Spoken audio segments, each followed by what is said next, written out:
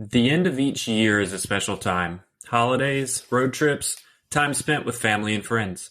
A perfect time to review the year that just passed. Maybe that's why there are so many best of lists published every December. In fact, maybe that's why you've stumbled upon ours. This is what you don't know about sports in 2021.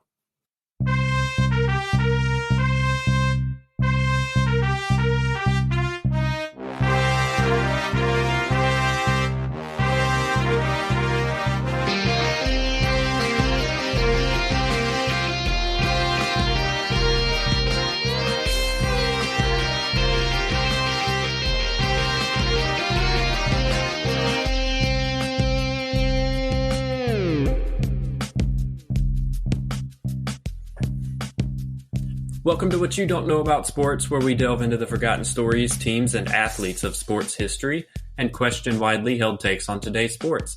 I'm Blake, and this is Matt. Howdy. And today we want to talk to you about the year that was 2021 and the sports stories that we believe will go down as the most historically relevant ones. If you've listened to us before, we tend to cover the lesser covered stories in sports, some historical, some more current, but less covered. And by that, I mean, what stories from 2021 would we be most likely to cover in a future episode? That's what we're going to talk about here today. So I have a question. Yeah. How does this year in sports compare to previous ones for you? It's been fairly unique, but I want to get your take. Yeah, no, I think that's the right word for it, is unique. It's just different. I think it's, with the exception of the first year of COVID, it's got to be the most unique one that we're ever going to see because of all of the weird things that happened in 2021, right? 2020 was the year of what are we doing? How do we do it? But 2021 was a lot of how do we start getting back to normal? And the way everybody navigated that was impressive. And it feels kind of like a fever dream, if we're being honest. Like, I know we've made fun of it before, but like Georgia Tech won the ACC tournament in basketball, and that never feels like it's right. Like Jose Alvarado, and it was COVID aided, right? They didn't play a semifinal game against probably the best team coming in. That helped, and Jose Alvarado, of course, helped as well. But that's a part of sports in 2021. We're still seeing it as we're recording. We've got the NHL not playing games in Canada. We've got NBA teams on the verge of shutting down. We got NFL moving games like they did last year. So we're all still navigating things, and I think it will lend itself to us or people like us looking for strange and weird and untold stories in the future, because there's going to be so many wild things happen. Some stuff's going to get left in the shuffle. So how does it compare to previous years? I think it's just different, but I think it's awesome. I think it was a lot that went on that's worth talking about, and but definitely just the weirdest stuff too. Weird is right, because so many sporting events that were planned for 2020 got either canceled or pushed to 2021. And so we had all of the normal sporting events that were planned to take place in 2021, plus a lot of the major sporting events that don't happen yearly, right, got pushed from 2020 to 2021, like the Olympics and stuff. And so you have this huge amalgamation of things that all seem to happen at one time. This may be the year where like the most international sporting events took place in the same calendar year, because so much of it from last year got pushed to this year. And so it seems to have been very busy, and not just because of all of the postponements, but I guess just because it just seems like things are just constantly changing, right? Like you said, the current situation at mid-December is that we're starting to see an uptick in COVID positive tests in professional sports and college sports, games being canceled, game being postponed. So it just seems like there's a lot going on, right? not just the number of events, but the way that they're taking place. So it's been very, And very weird. how many times this year did we have the 2020, whatever it was? Like everything is marked 2020. They're marketing it as 2020, but it's happening in 2021. Like I know the Euro Championships, right? I think the Olympics had some 2020 branding. The Olympics were Tokyo 2020, yeah. And so, but like it's happening in 2021, and it just is going to be a unique thing forever. That's a good point that I hadn't thought about with all the postponements into this year. Yeah, it's been a very jam-packed year just from events that couldn't take place last year. And 2020 might have been one of the years in recent sports history where the least sports were played. And somehow we came up with enough stuff to talk about. So if you're still here listening, thanks. Yeah. The least amount of sports in 2020, but they all happened at one time, right? Like back in 2020, everything happened at the same time. And so, but yeah, this year everything got pushed to it. So it was busy again. I think next year is going to be a year where things really feel better and more normal and more rhythmic like they used to. I'm knocking on wood for you because I hope so. I appreciate that.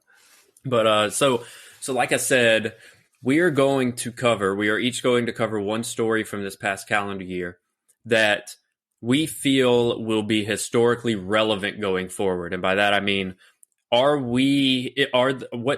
two stories happened in 2021 that we feel were most likely to be maybe somewhat forgotten about, maybe be less covered today, and something that we might come across years down the road that we would want to tell you guys about. So for our 1,000th episode, this is what whatever that is. Episode 1000. I don't know how many years that is away, but we'll still be here, folks. So I'm going to go first. I'm going to tell my story first. The story from 2021 that I chose that seems to have just escaped the minds of many is Bob Baffert and Medina Spirit and the Kentucky Derby and the horse racing doping story that okay, so I'm going to get into it. I'm not going to elaborate anymore. I'm just going to get into it. Bob Baffert is arguably one of the greatest horse trainers ever. He was born in 1953. He has over 3,000 wins to his name. He's trained horses that have won over 3,000 races. He has earned about $300 million, or his horses have. That I thought the comma was in the wrong place when I first read it. I had to count it a few times. But that is correct. $300 million in earnings for his horses. Those wins include 7 Kentucky Derbies, 7 Preakness Stakes, and 3 Belmont Stakes, which is baffling. Most notably, he probably, if you know who Bob Baffert is, you might know who he trained. If you don't know who Bob Baffert is, and you might just know some of the unique horse names, that's one of the funnest things in sports, is like figuring out what people name their horses. But anyway, he trained American Pharoah in 2015 and Justify in 2018, both to Triple Crown wins. American Pharoah was the first horse to win a Triple Crown in 50, 60 years or something like that. And then Justify did it just 3 years later. Bob Baffert trained both of them. But most recently, Bob Baffert trained a horse. You might recognize the name from recent news or not. The horse's name was Medina Spirit. Medina Spirit won the Kentucky Derby in 2021 in May. Well, just a few weeks ago, Medina Spirit collapsed suddenly after a training session, died of a heart attack. Now, Bob Baffert's history with training horses is obviously very decorated. He's won a lot of races, but it's also a little bit suspicious because this is not the first time he has trained a horse that has failed a post-race drug test. And this is not the first time that one of the horses that he has trained has suddenly died.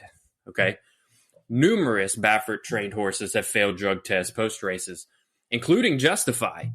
Not in any of the 3 majors that he went on to win the Triple Crown for. But Justify failed a post-race drug test for the 2018 Santa Anita Derby.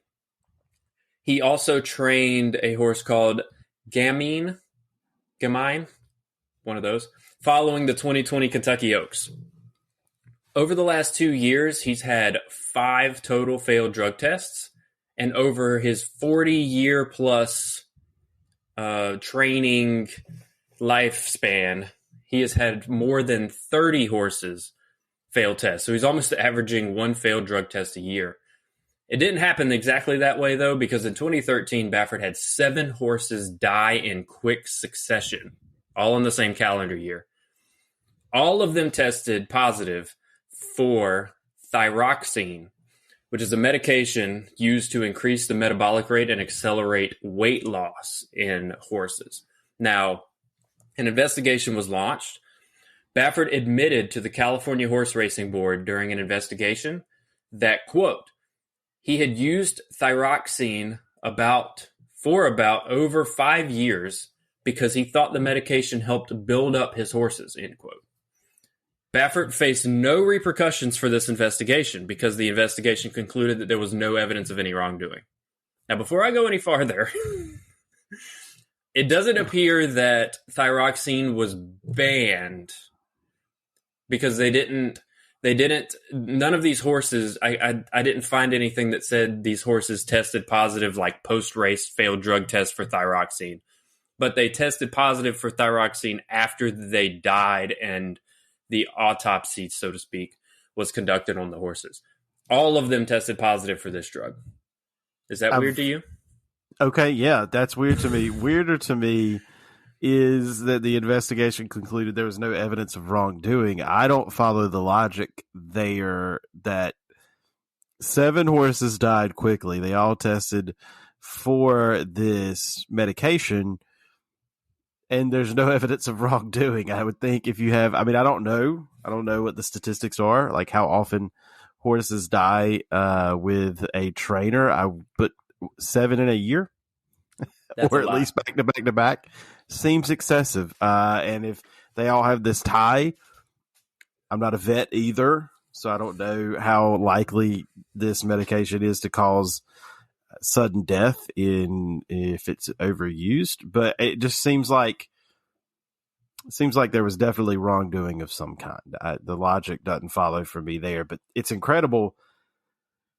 As much as horse racing isn't a big sport, Bob Baffert is a name that I think people would recognize just from watching the news and sports in general. It's one of those, he's been around a long time, and the Kentucky Derby gets covered every year, as well as the Belmont and the Preakness. Having 7 horses die in succession seems like something people would know, but I had never heard of that. This happened 8 years ago, and they just all died suddenly. Similar in fashion to Medina Spirit, who died just a few weeks ago, as of this recording, in early December. But one of the weirdest things is that, of course, this happened 8 years ago in 2013, the 7 horses dying. In Medina Spirit's case, it tested positive post-Kentucky Derby for a drug called betamethasone. And now that is an anti-inflammatory drug. And it is able, it's not completely illegal, right? You are able to use it in racehorses as a therapeutic, but it requires a 14-day withdrawal time. Any level of betamethasone found in horses post-race is a violation. Any amount. So while you can use it, they cannot test positive for it the day of a race or post-race. And so, but Medina Spirit is unique in another way. Zidane Racing Stables is a fairly famous racing stable, and they bought Medina Spirit for apparently only $35,000. Now, that is pennies compared to what most other racehorses are purchased for. Some of them are in the 6 figures, some of them are in the millions of dollars you purchase these horses for to become champions. Well, this racing stable purchased this horse for $35,000 and then asked Bob Baffert to turn it into a champion, basically. Medina Spirit was a 12-1 underdog at the Kentucky Derby, and they won, which is interesting anyway, because I don't feel like horses that are that much of an underdog normally win, and so that was a little weird to me too. But Medina Spirit That is weird because the horse racing is based, those odds are based on the races they've run before. So like you get, as their 2-year-old and 1-year-old horses, they're running all these races against the same horses they see in the Derby, if they can beat them or not. So yeah, huge. I mean, it happens obviously, but not a $35,000 horse. That's Sorry. no, that's no money for a racehorse. But obviously Medina Spirit tested positive for betamethasone after the Kentucky Derby, and all this stuff started happening, right? Baffert immediately denied the doping allegations, said he never gave the horse betamethasone, but just a couple days later, Baffert said that they had to treat Medina Spirit for a rash using an antifungal ointment before the race, and that was the cause of the failed test because betamethasone was in this antifungal ointment. And so these lawsuits are happening and all of this stuff. Right after the failed drug test, though, Churchill Downs banned Baffert and any horse in his barn for 2 years competing at Churchill Downs, and the New York Racing Association suspended Baffert indefinitely. Of course, like I previously mentioned, Medina Spirit died of a heart attack suddenly after a training exercise on December 6th. And as of this recording, testing is currently underway to determine a definitive cause of death. But unfortunately, in horse racing, the system is set up to incentivize the bending of rules for short-term gain because these prizes are so significant, especially when you only got $35,000 in a horse, right? The short-term gain so heavily outweighs the long-term health of these horses that people are just willing to cheat and see if they can get away with it, kind of thing. And so I feel like there are some potential long-term consequences. Of course, he's been investigated in the past and absolutely nothing happened. But I feel like this after reading about that one and then somewhat following this and researching this, this one seems different. Do you think anything is going to come out of this particular event? I mean, I think the fact that the winner of the Derby had to be disqualified, right? I think that makes a difference because I feel like horse racing, boxing, and baseball occupies a different space in the situation, obviously, but those three sports are sports that were like really good and really popular in the 40s. And we like to write about how they're not popular anymore and they're dying and they're never going to come back, but they're all still around and there's a lot of money involved in all of them. And they're all still very well attended and popular. And so, horse racing is not this like, it's a niche thing, niche. Yes. Thing. But it's not like uncovered, and especially the Derby and the Preakness and the Belmont, the Breeders' Cup, whatever Cup. that thing is. Yeah, that one. They get a lot of attention. Your local horse racing tracks where they are get a lot of attention. The Derby's important. All of that's to say the Derby is important. And I think something may come of it, but I don't know if it's going to be anything that changes the system, right? Because like you said, the whole system is built upon you get a horse, your horse races, you get the winnings, because it's not like car racing, right? Which is similar. There's nobody to split the purse with. It's the trainer, it's the stable, it's the jockey, and we're done. And so then if you get a winning horse, well, now he's a stud and we're going to sell him for those rights too. So it's all incentivized to get a winning horse. And then whatever happens to the horse afterward, it happens to the horse afterward. So you're going to have people bending the rules. You're going to have people using things they shouldn't. Humans do this, right? The Tour de France, doping in other sports happens. I don't know. I would like to say that this leads to some sort of change. It may lead to more strict regulation, right? But I don't know. I don't know if it just makes people more aware that all of these horses are doped, and we go through a time where everybody complains about it, and then we end up like we do in other sports where everybody's just like, yeah, they're doped up, but they're running around. Who cares? It's fine. They're all doped up. Right? It's fair. Yeah, that's right. Out of sight, out of mind in that situation. Um, yeah, I don't know. I don't know if it leads to anything different. That is an interesting question and an interesting story. I don't know. I think I briefly saw something, and forgive me, I don't know the exact things, but uh some new rules and regulations are going to be put in place. They were decided upon this year, like while this was happening, and they are going to go into effect next year. I do not remember them off the top of my head, so forgive me, but it does seem like there are something. Now, of course, rules can be decided and made up on the fly, and they could actually affect no one. And so, who knows what's going to happen? Maybe, and see, this is part of the reason why I chose this story, is because it's still kind of happening, right? And not to give away yours, but yours is also still like in development, and so it's both of these are really unique in the fact that they just recently happened and they're still ongoing, and so sometimes it takes months and years to figure these things and to find resolutions for these problems. And so it may be interesting to revisit some of these, but I do think something is. I do hope something is going to happen. But Baffert did right after the race, after they failed the drug test, he blamed cancel culture because that's what we do now.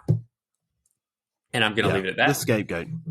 It's the scapegoat, right? And it's well, okay. And he blamed. I mean, there's so many parallels to other sports and the way they dope, right? He's blaming ointment they had to use for a rash, right? Like that just screams to me. Mark McGuire. I was about to say baseball. The steroids in his locker, and he's like, no, but it's for whatever, and it's not illegal. Go look at. It's not banned. And like Barry Bonds saying that he got jacked from like flaxseed oil or whatever it was that he was claiming. Okay. So yeah, right. Like that is always the thing that's the claim. And so that's an analogy there. The one thing I think is that you cannot have. It's either going to go one of two ways. Either it's going to be more strict, and we have it gets cut out of the sport, or it becomes wink, wink, nudge, nudge. We're not really testing, because you can't have the winner of the Kentucky Derby not be official. Number one, people aren't going to tune in if they don't think that the horse they see win the race is the one they're going to feel cheated, right? They're not going to feel like they watched the full event. But number two, gambling is legal on those deals, and gambling is becoming more legal in a lot of places. That is a headache to say, yes, you won. Just kidding. You're not a winner. We need to get your money back, and we need to give it to these people over here, however that works. So that is the one thing that gives hope that something would be done to fix it or correct it, because it was in such a high profile situation. The gambling aspect of horse racing is crazy. And so there's a lot of money in it that way. But speaking of gambling, you have a story, or do you have something else? Oh no, I've got something else. I've got a trivia question for you, because everybody loves this. Very well. I had a feeling you're gonna get it. You're gonna get it. As always, you got 10 questions to narrow it down, figure it out. Mm-hmm. The beauty of this is that it is a very easy question, but it can come from the whole range of sports. Oh Lord! So I don't even have like a topic. What's the category? That's right. What's the Wheel of Fortune? What's the category? No, I don't get one. Yeah, I can't give you that. Okay. Nope. It's just you got to narrow it down with your questions. Okay. So, over the course of 2021 and 2022, something is going to happen for the first time since 1992. Something is going to happen. And so this is partially looking back on this year and partially looking forward to the next year. Something is going to happen for the first time since 1992 in the world of sports. I have no idea what happened in 1992. I was barely born. And so in the world of sport, so it's something that spans both years. Yes. It is. Is it a? Is it an American sport season that is being affected? No. It is not an American sport. It's not an American sport. Okay. Is it? So it's not. It's not a. Is it a? Is it tied to a specific sport, or is it more like? Is it more like the Olympics? Like I don't know what they're called. Like It is. It is not tied to a specific sport, nor a specific league. But is it an event that takes place on a regular basis that is being affected? It is a event that takes place on a regular basis. Yes, it is regularly scheduled, and it is an event. You would call it an event. Yes. Oh my God. Can I ask? In the sense, yeah. Go ahead. Can I ask what is different about this this edition of this event? Does that count? Yeah, so that'll be your fourth question. So it's actually two events, and the significance is how close they are taking place to one another. I have a guess. You got 6 questions left too. I was going to say, so should I narrow that down a little more before I guess? Because if I guess and I'm wrong, is that it? If you guess and you're wrong, that's it. Yeah. Okay, so 2 events are happening, and the amount of time between them is significant. So I'm going to assume that because 2021 and 2022, it's not a specific sport, so it is an event. Does this event have a summer and a winter edition? Yes. And did the 2021 edition of this event occur in Tokyo this past summer? Yes, it did. Do I have to phrase this like Jeopardy? What is the 2020? What is the 2021 Summer Olympics and the 2022 Winter Olympics, and how quickly they're happening back to back? That's not the right way to phrase that. But is that right? That's not that may not be the right way to phrase it, but that is the correct answer. For the first time since 1992, the 2 Olympics are going to happen within months of each other. Because little known fact, until up through 1992, the Summer and Winter Olympics actually happened in the same year every single time. When they were held, usually the winter first, right? January, February was the Winter Olympics, and then you get to July, August, depending on where it is, June. It was the Summer Olympics. So it's a little unique here. It is technically in 2 calendar years, and it was the Summer Olympics first, but them being this close together, first time in the 30 years since they've been split, that'll be true. That is neat. And they're both happening in Asia, which is, right there close by. So that's interesting too, just the proximity of it. Oh, that is interesting too. That normally doesn't happen. They're normally, countries tend to bid on it, but I wonder if they have ever happened like that close together geographically. That's the word. So at one time they were more or less paired together. So the 1936 Olympics were both in Germany, unfortunately. The 1932 Olympics were both in America. 28 was in Switzerland and the Netherlands. So that one wasn't. Oh, yeah. 24 were both in France. And that was the first time they had a winter games. Neat. So the very original ones were, but then after that they started splitting them up amongst hosts. But there you go. First time in 30 years that they'll be this close together. Cool, right? That is interesting.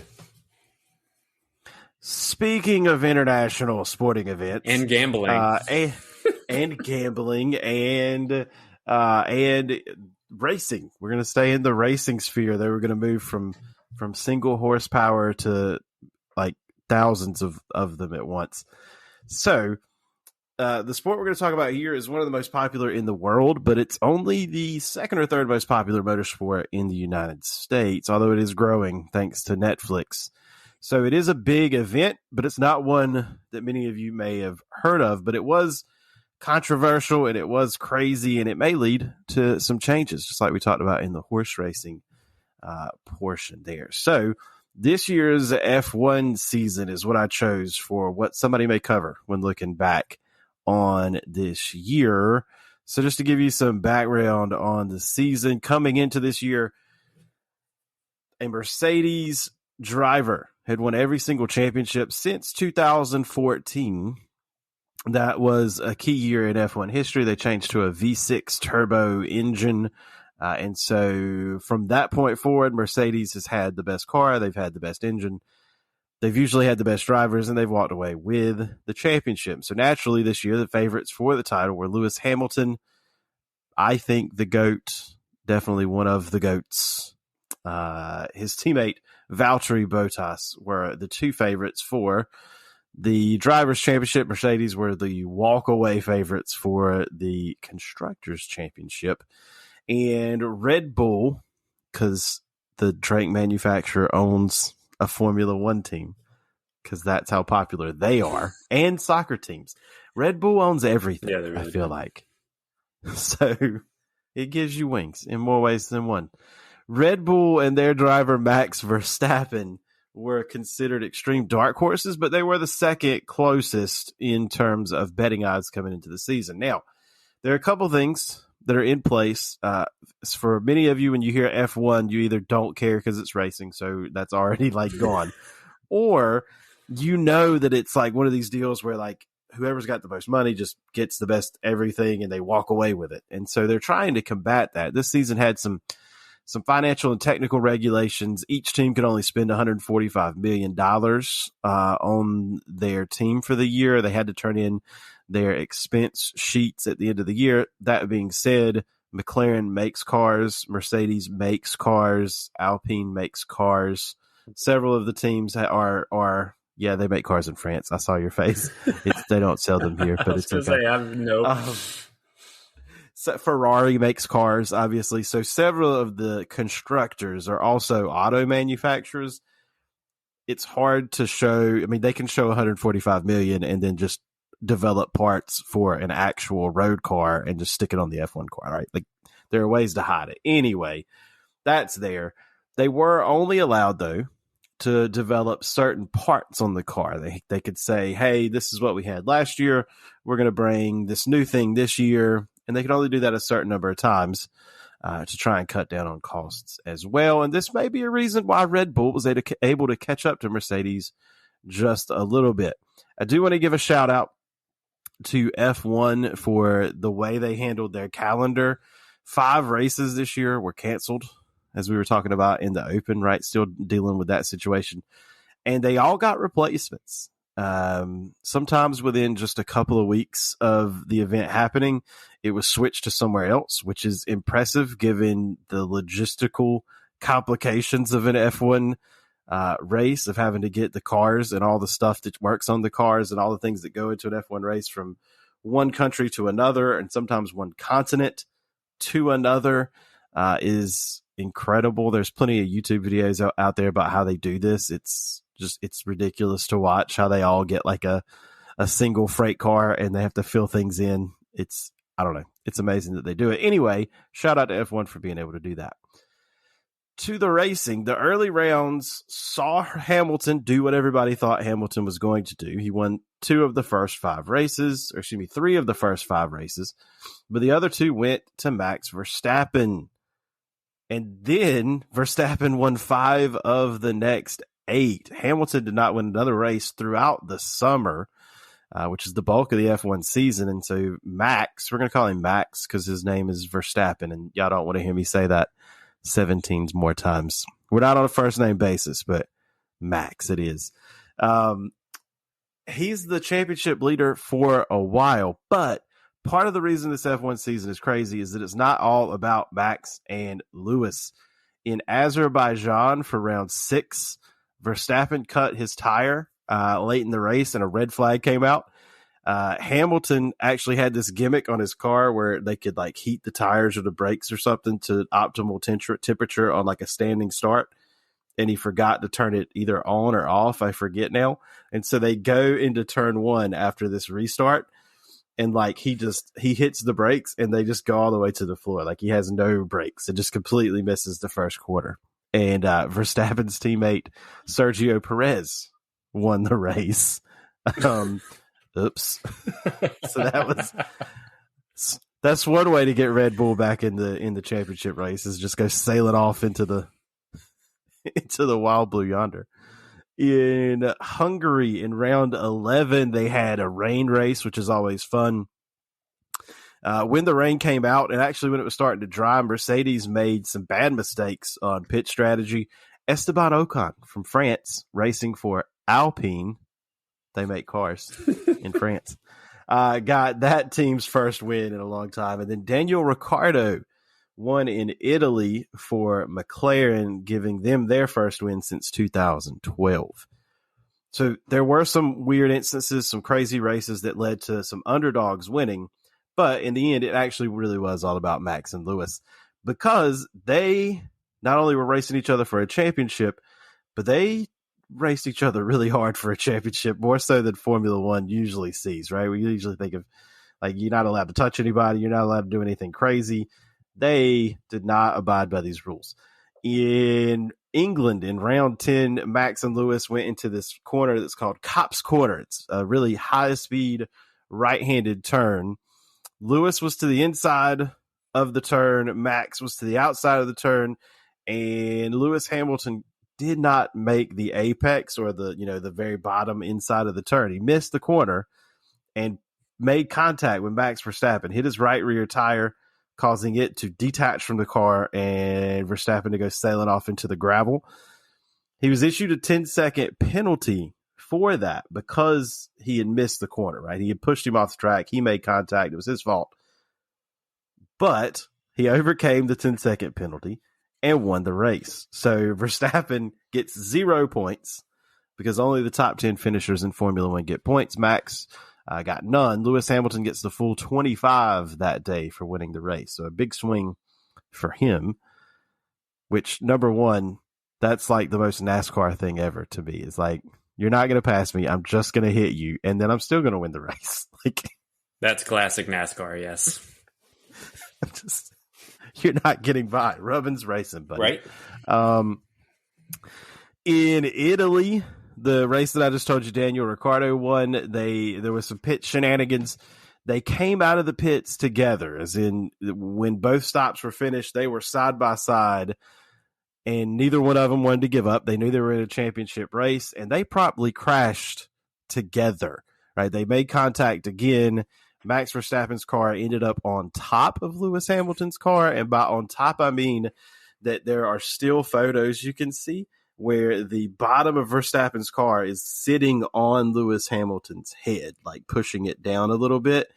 And this is where I want to stop and talk about safety for just a second, because like that's something that would have killed somebody a while ago. Like, and it didn't even look that dangerous, but it was a car on top of another car and it was on his head.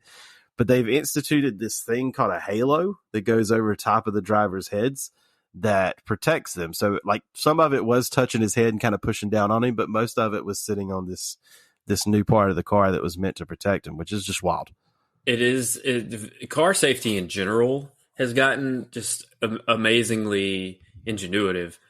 I'm not going to, I promise I'm not going to go on a rant here, but people driving around on like in normal cars on the street think they're in this like impenetrable bubble and nothing bad can happen to them. All of us have had instances where maybe we were that person, but also where we notice that other people are driving like they have no regard for anyone else's life or their own. And so that's an everyday street car that can't drive 220 miles an hour and is not meant to win races against the best of the best, right? And NASCAR saw this too, especially after a few tragic accidents years ago. They initiated a whole bunch of new safety measures and stuff. And so it is amazing to see the sort of ideas that they can come up with. Like like an impenetrable halo above these guys' head, because this is open air, right? They're not closed in. Even NASCAR isn't completely closed in, but like they have a roof. Like their windows are Yeah. just weird. But these cars are like they before the halo even there was nothing above their head. Like it was open on the top and on the sides. They had a windshield, I think, and that was it. And it's incredible what they've been able to do. But yeah, that could have crushed somebody in just a few years ago. Like it is amazing to think about. It still scares me watching when somebody has an accident. There's debris that flies all over the place because the cars are made of like carbon fiber or whatever, and it just like separates. But like it's there's part of the driver's shoulders and like upper chest, not a lot, but like the collarbone, throat area is still exposed in these cars. And right, the halo is there to protect it, but like one of those shards gets in the right spot, that's hitting somebody's body, like just at whatever speed they're going. That's mildly terrifying still. But in this case, everything worked out. And it led a little bit of controversy there. Of course, if you pulled for one driver or the other, you thought it was the other one's fault, right? That kind of thing. But nobody was actually penalized in this situation. In Brazil, they almost crash again. Similar situations. Neither driver wanted to give up a corner where there's a potential pass. To Hamilton's credit, he started this new thing they do now that's stupid. Is some sprint qualifying races they do at a couple of different tracks throughout the year. He started 20th, got all the way up to 5th at the end of that qualifying race. So for the actual Grand Prix, he was supposed to start 5th, but he had to serve a 5-race penalty due to some changes on his car. So he started 10th. He drove all the way up through the field again, and in an attempt to pass Verstappen, Max pushed him off the track again. And actually, in this case, both drivers went off the track together. Neither driver was penalized again, and Max would eventually win this race. And at the series' penultimate round in Saudi Arabia, they again have issues getting around corners while they are together, to the point where at one of the red flags in the race, because they had a couple of pretty bad wrecks during that race, there was a red flag, and we start getting the first time where rules are just kind of suggestions here. So they go back and look at one of the incidents between Max and Lewis, and they tell Verstappen that he has a choice to give back the position on the restart, because in Formula One, they like go back to the grid and they stop and they do a standing start after a red flag. He could give back the position that he'd won, or they could penalize him. His choice, right? Giving him the option to just, we'll start behind him. It would be like if you fouled Shaq and they were like, look, you can take the ball out at the top of the court, or we can give you the 2 free throws, right? You know what I think? Like, I don't know. Maybe Shaq's the wrong example. You'd obviously want him to shoot the free throws. But like Seth Curry, right? You foul Seth Curry. You could either make him shoot the free throws, or you could just like, we'll restart the possession. Your choice. It'll be okay. It doesn't really make sense, right? If it's a penalty, penalize him. If it's not a penalty, don't penalize him, right? Weird interpretation of the rules there. Yeah, very. That's not the last one. Let's go. No. Okay, so all of that was to set up this last race. So they all come to the final Grand Prix, even on points. It's the first time since 1974 that 2 drivers came to the final race tied in points. I think this is like NASCAR's fantasy. They've booked it into happening every year. They try so hard. They try so hard. But it's so much more. It's so much more awesome and exciting when it happens kind of organically, like it did here. Mm-hmm. And so we get to the last week. I just wanted to set up that there's bad blood. They've been racing each other hard. The race control's not really doing a very good job of policing it. This last weekend, Max won the pole, but going into turn 1 of the Grand Prix, that Mercedes power, that engine that they've been working on for the last 7 years, put him in front out of turn 1. couple of corners later, Max came back and attempted a pretty late pass into a corner. It pushed again Hamilton off the racetrack. But this time, the way the corners worked, there was runoff. It wasn't grass or gravel or anything. There was asphalt runoff. So he just took a right, kept going. And like at the end of this 2-corner complex, he was 2 seconds out in front of Max Verstappen. What he's supposed to do is not do that. He's supposed to give the time back. Now, if you remember, Verstappen was going for a pass into this little S curve, and out of it, there were seconds between them. So Hamilton slowed down a little bit and then just kept trucking. And so Red Bull are arguing the whole time that he didn't give the time back, because if he gave the time back, they would have been nose to tail like they were going into the corner. And so that led to an issue. But then they had 2 safety cars, which is what they call cautions, yellow flags in Formula One. And that let Max get 2 cracks at getting better tires than Lewis Hamilton. Again, this is not something Mercedes does. They usually make really great calls on pit strategy, but they screwed it up twice. And with 5 laps to go, Nicholas Latifi spins. That's a fun name to say. Latifi. You want to try it? Yeah, it's great. I love it. Nicholas Latifi spins with 5 to go. He hits the wall. There's debris everywhere. His car is done. And so we get a safety car again.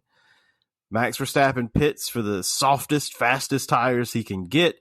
Hamilton stays on the racetrack, again making a bold move. Pretty obvious mistake, yeah, given the time difference between them and some of the ways that worked out. He didn't think they were going to restart. There are 5 laps to go. They have to do several things. First, they've got to get the car off the track, which involves a crane. They've got to get out there and clean up all the debris off the track. They can't start it until the field bunches together. And the way their yellow flag rules are, they got to go really slow to do that. And it's like a 2-mile track, right, with a windy curves and things. So it takes a second for the field to get bunched up and then for them to start removing the debris. And then all of a sudden, there's 2 laps to go. They're coming to 2 to go. And the way this is supposed to work, Lewis Hamilton is leading the race. There are about 5 lapped cars between Hamilton and Max Verstappen. And then there are several other lap cars behind them because the length of the track and the number of laps and how much faster they are than the back of the field led to the situation. One of 2 things is supposed to happen. Either nobody unlaps themselves and they restart in the order they were on the track and got picked up by the safety car, or everybody is supposed to unlap themselves so that they start in order 1 through 20 for the final start, or whatever the start is. Normally, they let everybody unlap themselves and start 1 through 20. There was only 1 lap to go, though, so if they want to race, they need to race now. And what they did instead was they said originally nobody's going to unlap themselves. And then they came over the radio and said that only the 5 cars between Hamilton and Verstappen were going to unlap themselves. And they did that with less than half a lap before the last lap was to start. Like, it was like, no, we're not going. Hey, we're going to go green here, but nobody's going to unlap themselves. And then there was like, nobody had said anything. Everybody knew what they were doing. And then they just get over the radio. These cars are going to unlap themselves. Go now. Safety cars in this lap. Okay, we're going.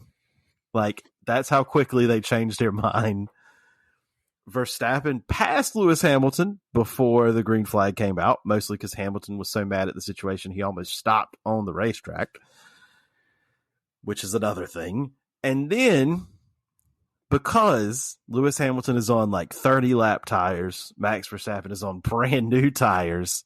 When they go green, Hamilton does his best job. He's the best driver in the world at saving tires and on running hard on old tires. But he was no match for the fresh rubber. And Max Verstappen got the win and the Drivers' Championship. That is the way the race ended. However, several appeals have been filed by Mercedes. Lewis Hamilton, in protest, did not attend the awards banquet that happened the next week. Just didn't go. I was like, I'm good. I don't need to get the second place trophy because I wasn't mine in the first place. He was very sportsmanlike, though, after the race, did all the right things, congratulated Max Verstappen, did the podium celebration, gave his interviews, very cordial. But the driver and team have appealed. Rules are being questioned. Like, they did not follow the letter of the law that they have for procedures restarting a race. There's lots of repercussions possible, from race directors getting fired to reworking the rule book to gamblers having a problem with things not being policed to I mean, obviously, anytime you get a controversial finish, especially in a worldwide sport, you get allegations that gambling influenced the outcome in the first place. All the way to, like, there was this is my favorite thing about international sports, is you get the tabloid papers in some of these European countries. And so one of them ran an article that the Formula One wanted to protect Michael Schumacher's legacy of 7 titles, and so they weren't going to let Lewis Hamilton win it. They did everything in their power to prevent him getting an 8th championship and setting a new record. And so I think it's going to be one of these things. I mean, what is your opinion on that? I'll ask you the same thing you asked about me. Do you think this is something that causes changes, that leads to something different in Formula One, or do you think this is what they wanted so they could have their Netflix show be more popular next year too? I understand the decision, because the decision to let the lapped cars between the two of them basically get out of the way. And that's because they knew what was at stake. I don't think they cared who won. What I do believe is that, like you said, they either had to let everybody go, which is normal, or let nobody go. I don't understand. I guess they probably felt like they had to only let, like, the first 5 go. They were going to let anyone go, which kind of was the right thing to do, so that, like, they didn't get, like, Max didn't get caught trying to catch Lewis. It seems like they were just like, all right, everyone behind them is irrelevant at this point, because it's like a 1-lap shootout for the championship, right? You don't want to. That's like a ref calling a foul after the buzzer on a last second shot. Like, you do not want to be that person. You don't want to let that moment decide it, right? You want to let them have both drivers have an equally fair shot at winning the race and winning the championship. And so maybe they felt like they didn't have time to let every car go, because it's not like how NASCAR does or used to not count the pace laps on some tracks as laps toward the end of the race. And it's like they were about to run out of time. They had to do something.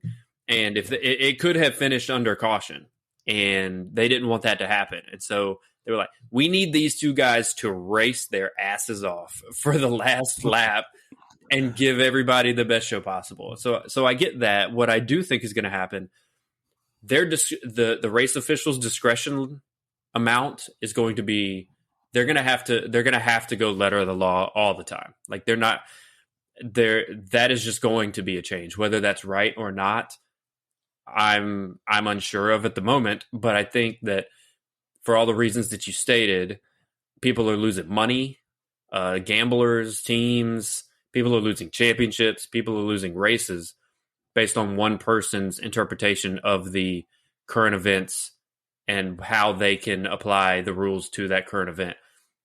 And in a lot of, like, you just can't do that fairly. It's really hard to do that fairly with discretion. And so I think they're going to be a lot more strict about how they come up with these rules and how they let race officials decide what to do, especially in those, like, very definitive moments. Yeah, and I really think the controversy, part of it is the indecisiveness of the race director at the time, because they could have thrown a red flag over the situation if they really wanted to make sure they got a fair start. Throw a red flag, and then we're going to start 1 to 20 on the grid, and we're going to go green with 4 to go, right? And and we take away the weird pit strategy situation, Right. because for whatever reason in Formula One, they're allowed to work on their cars under a red flag condition, which is not the case in most racing series. And so Hamilton would have been able to change tires too, and you would have had a heads up finish to that championship race. I do think part of the controversy is that I think we as American sports fans, when we're looking at it, we're like, of course we're going to go green flag racing with one to go and get the lap cars out of the way. Let these two dudes go, because that's like very much how we're trained for like the spectacle and the entertainment value of it all. And I think specifically in Europe, some of those sports fans still very much value the sporting aspect of it, right? So they're like, this is a season-long championship. This is a fair race, and now we're just saying, oh, we're going to do one lap, right? Just to be doing it. Why? This is not right. And so I think it's perspectives as much as it is anything else in this case, which is part of why it's fun, because I don't know.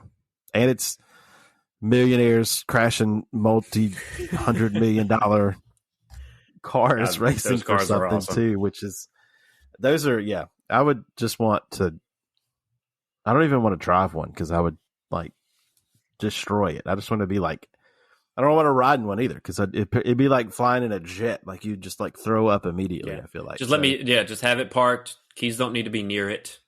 Take the look battery out. I don't care. I just want to sit in the seat. I just want to sort of sit in it. I want to look at it. I want to touch it, and I want to watch somebody else drive it. That would be sick. But yeah, that's a crazy story. That's what I went with for mine. I think there were some honorable mentions throughout the year that could lead to some bigger things. But yeah, I think these are two good ones for what somebody might look back on and say, wow, that really changed a sport for the better or the worse. Especially in the United States, where our media system is bananas, and what we cover may not actually be the most relevant news. It's just what we want to talk about. And so I love these two stories because they're still developing, right? It's not over. Neither of them are completely over. This could cause Lewis Hamilton to retire. Very unlikely, but it's talked about already. Possible. It's possible because he's 34. He's won 7 of them. He's like, maybe I'm just out. And this is a classic story of like new rookie showing up and taking the throne from the old guy, like a Kobe showing up, taking MJ's spotlight after, a Michael Jordan spotlight kind of thing. And so it's a really unique scenario in that aspect too. 34 is a tough age. Can confirm. I ain't saying, I'm just saying. But yeah, those are two of our favorite stories from the year, most historically relevant, especially. And people are going to look back at 2021, and these should be two of the most talked about stories of the year. Whether they are or not up to us. We're going to talk about them anyway. If you have any ideas for future episodes, or we want to hear what y'all's favorite stories of 2021 was, I know we forgot something. There's no way. No way we could have thought about everything. And so, we're a little biased in the ones that we chose for whatever, for better or worse. And so, these were two of our favorites. We want to hear yours. Reach out to us on social media. Let us know. We are not opposed. I'm speaking for Matt here. We are not opposed to covering a 2021 story in 2022. If it's good enough, we'll talk about it. Tell us on social media what your ideas are. Got it? Get it? Good. Anyway, thanks for listening. Hope you guys liked the episodes. Tell us what your favorite episodes of the year were. Let us know all your thoughts. Until next time, thanks for listening.